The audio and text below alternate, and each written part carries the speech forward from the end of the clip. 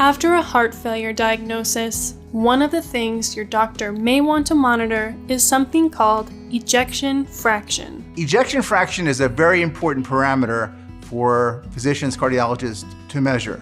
Ejection fraction is the percentage of blood squeezed out of the ventricle with every contraction of the heart muscle. A healthy ejection fraction is between 50 and 70%. Between 40 and 50%, you may have mild symptoms, and below 40% is linked to seriously reduced blood flow.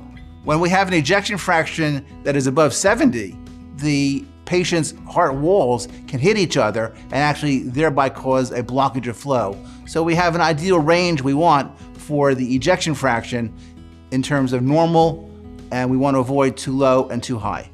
Treatment for heart failure can help improve your ejection fraction. That means you may improve the blood flow in your body, which may in turn improve your symptoms, like shortness of breath. Treating heart failure is definitely multifactorial. You're going to take the medications that are prescribed to you. You're going to watch your diet, especially the salt in your diet.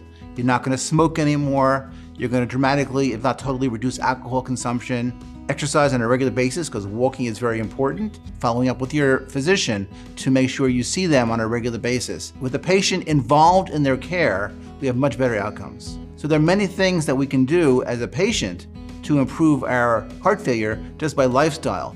Following your prescribed treatment regimen isn't always easy, but it can help improve your ejection fraction and even slow the progression of your heart failure. Still, there are options if your ejection fraction doesn't improve with these simple interventions. And when the ejection fraction, despite best medical therapy, stays below 35%, we have recommendation for an electrical defibrillator. These are implanted devices that can help control your heart rhythm. When your heart starts beating irregularly, it gives the heart muscle a tiny shock to smooth out the rhythm. With the ejection fraction being too high or too low, it can be frightening, and patients want the numbers to be normal.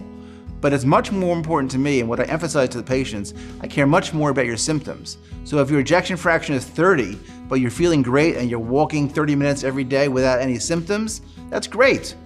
If you're going bicycle riding, if you're able to participate in activities with your spouse and your children and grandchildren, that's great.